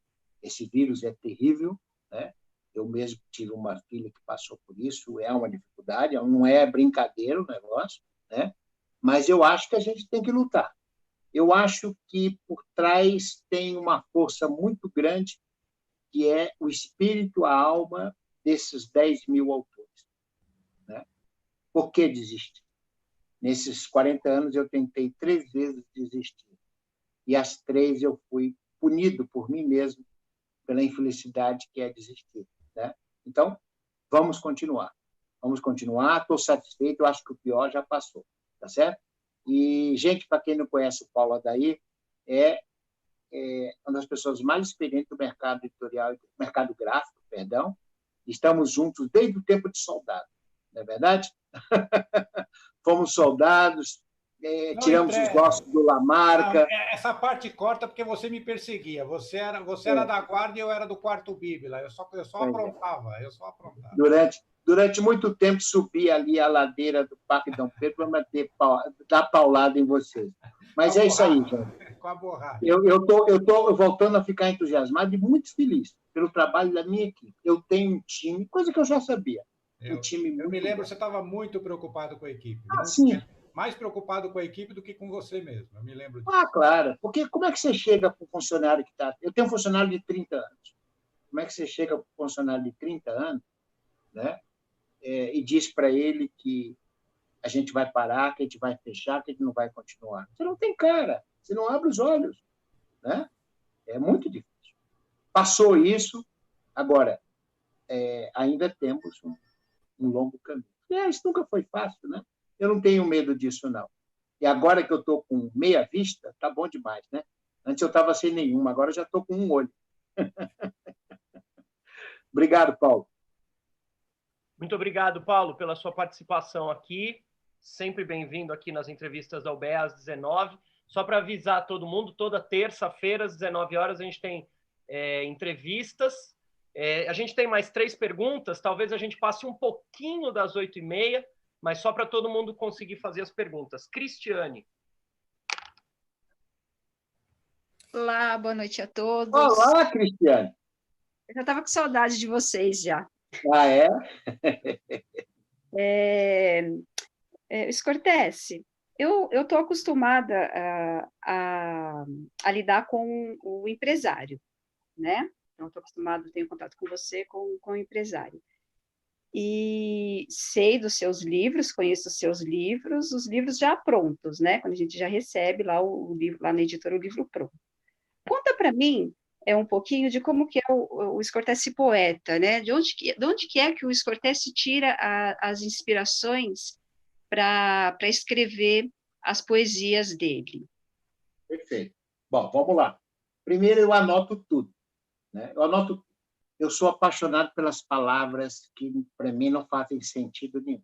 Quando eu encontro uma palavra desconhecida, uma palavra engraçada, né? Uma palavra, digamos assim, eu vou logo vendo a origem dela, a etimologia dela, eu vejo o que ela significa. Bom, esse é o primeiro passo para escrever uma poesia. Aí, embaixo disso, eu tenho centenas, sei lá quantas, fichas. Só que as fichas hoje são no computador. Antigamente era no papel, né? E eu anoto lá o significado de cada palavra. E aquilo fica guardado. Quando eu vejo na mídia algo referente àquela palavra, eu estou lendo um livro ou um assunto, eu vou lá buscar aquela palavra e eu escrevo sobre aquilo, tá certo? Agora, poesia, para mim, é a junção de todas essas anotações baseado num tema. Toda a minha obra, desde o primeiro livro lá, Memória Interior, Água e Sal, todos esses livros, eu sempre escolho um tema, né? Eu agora, esse livro que eu estou terminando, é uma cadeira de vinho, é um velho, que sou eu mesmo, mas bem mais com a idade avançada, sentado numa cadeira de vinho, eu me movimentando sem sair do lugar. Eu nunca pensei que eu pudesse estar imobilizado, totalmente imobilizado, se mexendo. Então, eu estou escrevendo isso e retrato um pouco a imagem do meu avô no final da vida dele, né? Então, eu escolho um tema e começo a escrever sobre isso, usando as minhas anotações. Escritor que não anota não tem futuro. Você tem que anotar, você tem que guardar, aí depois você vai pensando. Quando eu termino a obra, eu guardo, espero 2, 3, 4 dias, né? Isso para um hiperativo como eu é muito tempo, né? Esperar 4, 5 dias. Depois, aí, eu sempre reescrevo a obra inteira. Todos os meus livros eu fiz eu reescrevi no último minuto. Perfeito? Agora, um conselho, anote, guarde palavras interessantes, assuntos interessantes, você tem que guardar, porque sentar, achar que vem inspiração, não vem. Você Não vem. depende do seu trabalho. É um minuto de inspiração, o resto é transpiração mesmo. Ok. Obrigada. Hein? Obrigado, Cris. Bom te ver. Bom trabalho lá, né? Como é que está o seu setor lá? Ah, correria. Está na correria. Isso é bom. Isso é bom. Obrigado, viu? Obrigado, Cris, por estar sempre com a gente. Paulo Mauá, nosso querido. Ei, meu amigo. Grande João, tudo bem? Grande Mauá. Meu escritor de literatura infantil. Aliás, o Ricardo Ramos, pai do nosso presidente, ele chamava vocês, sabe de quê? Infanticida. Sabe quem que me ensinou direitinho a escrever? Quer dizer, eu não escrevo direitinho, mas quem me ensinou a escrever direitinho esses contos infanto-juvenis é o nosso presidente. Eu fiz 2 aulas com vocês aí na Escola do Escritor. Que bacana! Com o Ricardo, fiz. A primeira vez eu levei um conto para ele, e aí o primeiro conto ele naquela época não existia coaching, né? Mas não existia nem essa expressão. Ele falou, não... Acho que foi o Ricardo que criou, né? Coach literário. Acho que foi eu acho que foi, mas não existia essa expressão. Aí ele falou, não, mexe na idade da personagem, faz isso, incrementa aquilo, e aí eu fui transformando e virou a primeira história. Você está com um livro agora, o seu livro já saiu ou está para sair?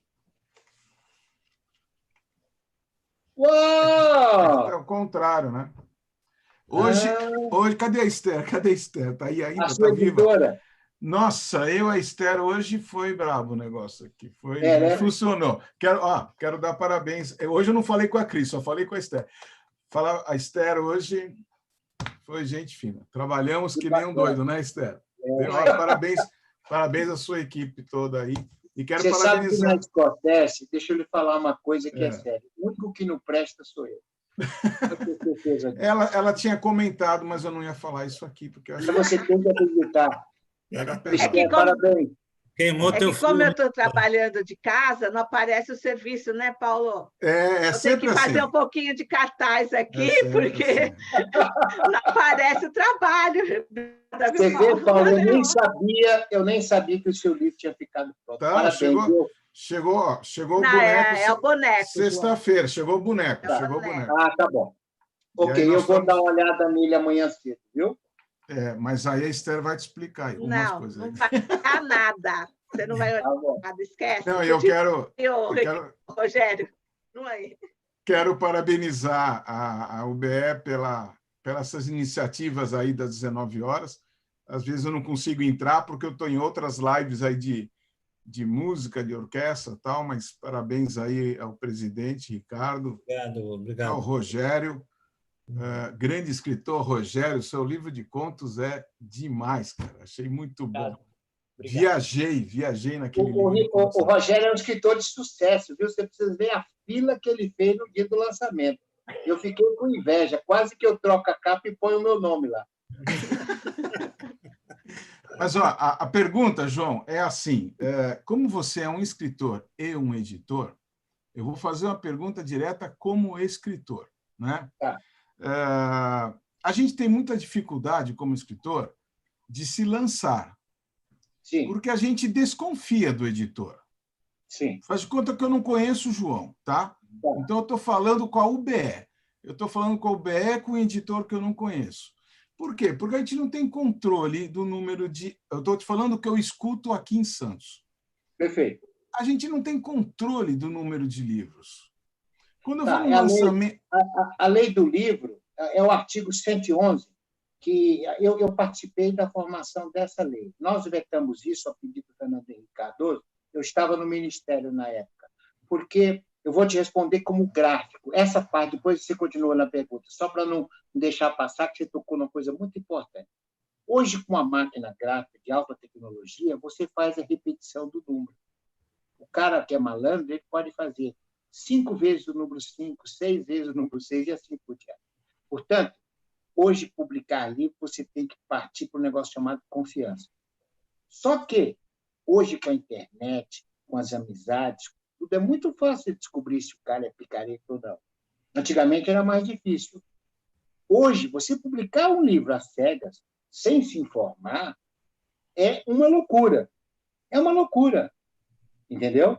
Agora, como existe escritores, gráficos, existe gente boa e existe gente ruim. Eu não acredito em nenhum editor que tenha mais de 40 anos no mercado, que fosse pilantra, que tenha sobrevivido. Perfeito? É como escritor também. Sim. Como escritor, como grande, como tudo, né? Agora, cabe a nós, o mercado vai regulando. Agora, quando o cara faz balandragem, ele arranja encrenca para muita gente, ele prejudica, né? Principalmente o escritor, por exemplo, tem uma editora aí, que eu não quero citar o nome, ela promete o cara lançar o livro em Portugal, lançar o livro na Europa. Gente, como é que pode um livro em português ser vendido na Alemanha? Não existe isso. Vendido na França, vendido... Isso é caso de polícia. E o diabo do coitado do escritor é iludido, fala, não, mas o meu livro vai ser vendido na Europa, meu livro... Gente, eu acho que essas coisas é que nós temos que combater, sabe? Parar com a mentira, né? Enfim, essas fraudes existem e vão existir sempre. O cara, quando ouve isso, né, João, tem que chiar. Tem que chiar. Não, então, mas em cima disso, João, em cima disso, que é o peso do bom e do mal profissional em qualquer área de trabalho. Você, como editor, o que a gente tem que falar para o escritor para cativá-lo a não fazer esses lançamentos minguados? Porque aqui em Santos, não sei em São Paulo, mas a característica aqui é assim, então tá bom, eu vou lançar um livro de poesia, eu vou imprimir 40 livros para minha família, para meus amigos, e pronto.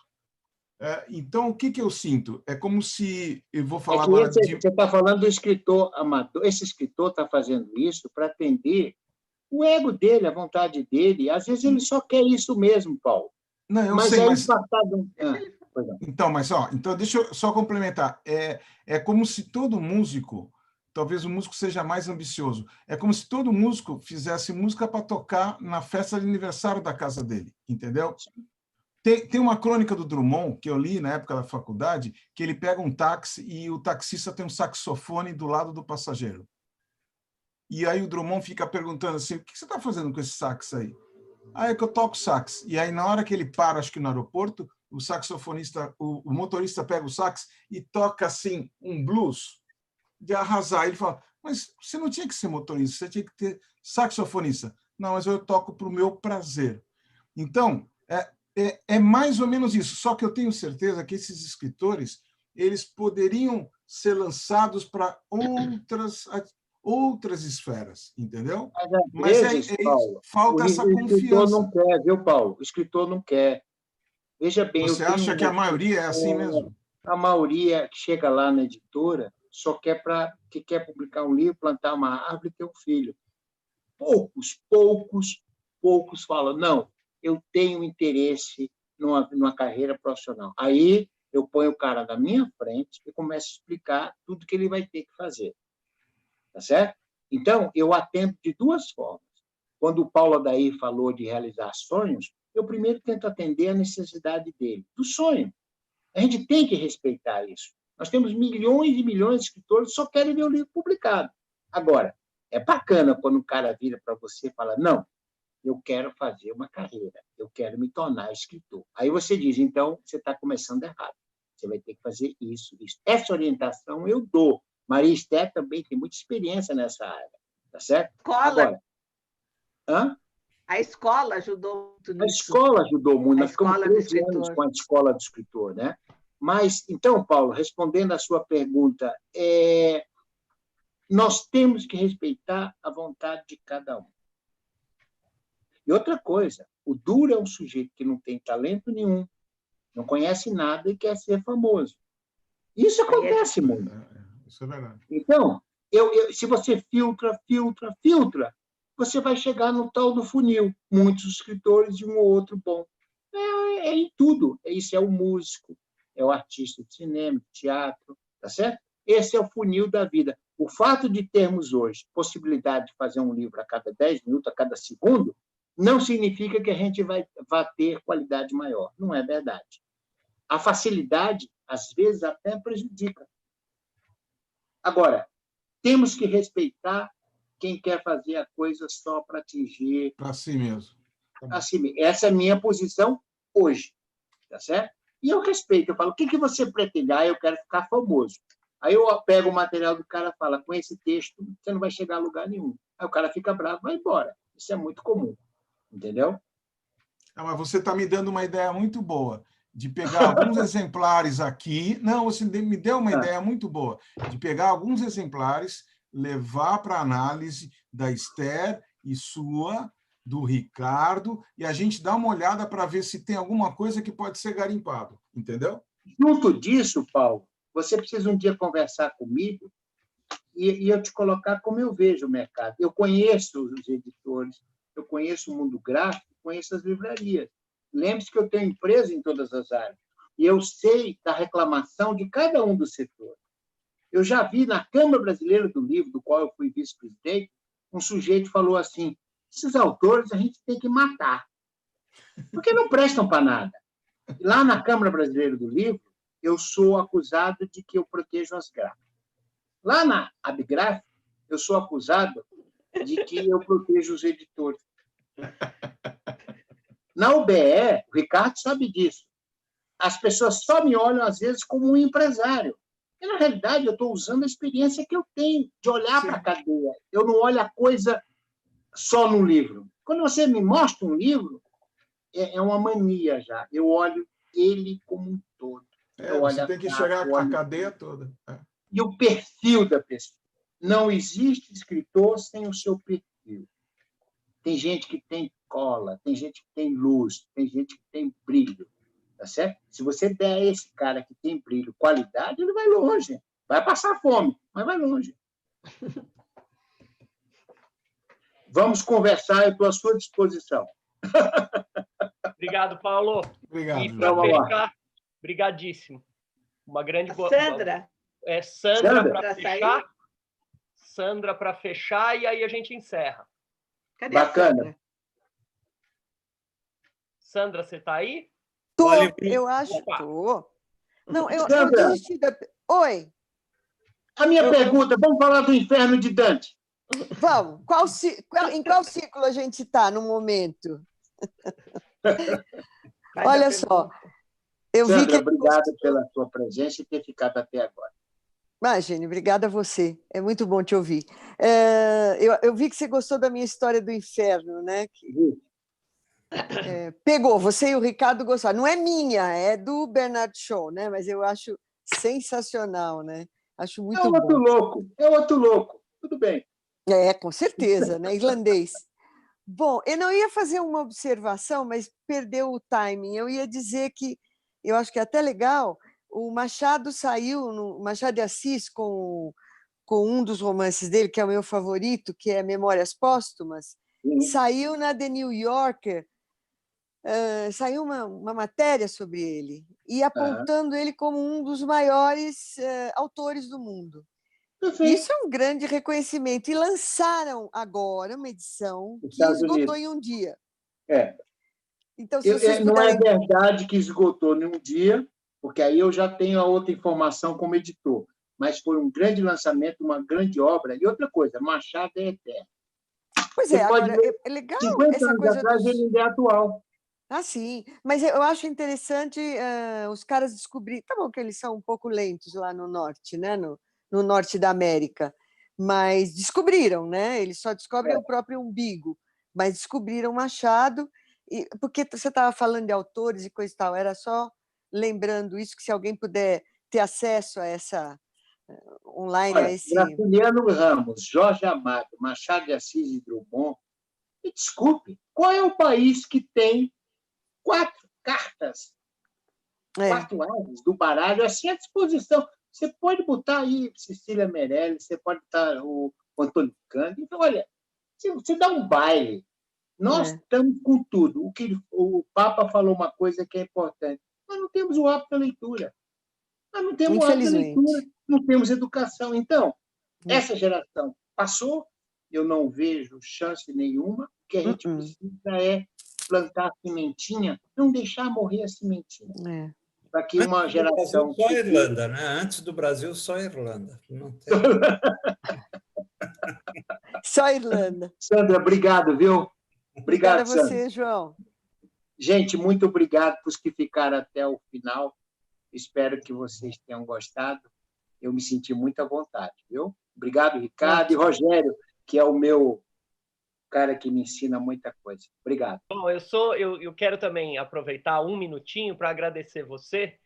A mesma coisa, quando você me ensina a tua amizade, a gente tem diferenças, tem semelhanças, eu aprendo sempre com você. Você também foi a minha grande amizade de 2019. Eu agradeço muito a você, viu? Obrigado, Jorge. Eu agradeço a presença de todos. Vou pedir um segundo para vocês, só para mostrar para vocês as próximas entrevistas. Ótimo. E aí a gente se despede. Semana que vem a gente tem Marcelo Rubens Paiva. Uau! Sempre terça-feira, às 19 horas. Depois, dia 23, José Carlos Sibila, que está aqui com a gente, pelo menos estava no começo da entrevista, acho que está aí ainda, não está, Zé Carlos? Grande escritor. Zé Carlos Sibila no dia 23 de junho, Fernando Moraes no dia 30 de junho, vai ser todas essas entrevistas, né? Vão ser demais. Dia 7 de julho, Maílson Furtado Viana, que ele é poeta, que ganhou o Jabuti com uma edição independente, que não é ligada a nenhuma editora. E depois Josélia Aguiar, 14 de julho, que é a diretora da Biblioteca Mar de Andrade, que também ganhou o Jabuti com a biografia do Jorge Amado. Legal? Ricardo, faça as despedidas e a gente se despede de todo mundo. Bom, foi uma alegria muito grande para mim entrevistar o João, meu amigo João, meu querido amigo João, meu antigo amigo João. Antigo, outra vez festinha, hein? Tá? Antigo tempo que a gente tem de amizade. Tá? E eu queria agradecer a todo mundo, convidar aqueles que vieram pela primeira vez a vir mais vezes e aqueles que vêm sempre, que se mantenham vindo sempre, porque a gente se acostuma com vocês e a gente sente saudade, tá bom? Então, foi muito legal ter todos vocês aqui e realmente a entrevista foi muito gostosa, João. Foi uma entrevista legal também de ver. Tá? Sabe, existe um pensamento do João Cortez que diz: viver é fazer da vida um poema sem fim. É isso aí. Um abraço, gente. Muito obrigado a todos. Foi um grande prazer, João. Muito obrigado. Obrigado, Rogério, por tudo, pela sua gentileza e pelo suporte técnico. Imagina, eu que agradeço. A entrevista vai estar disponível no YouTube daqui a 1 hora, mais ou menos, porque como a gente fez a transmissão direto, ele leva um tempinho para processar a entrevista, mas ela já vai estar disponível hoje à noite. E eu espero todos na semana que vem. Muito obrigado, um grande abraço a todos. Obrigado, viu? Um abraço. Um abraço para vocês. Tchau, tchau. Tchau, Beijo. gente. Obrigada. Tchau.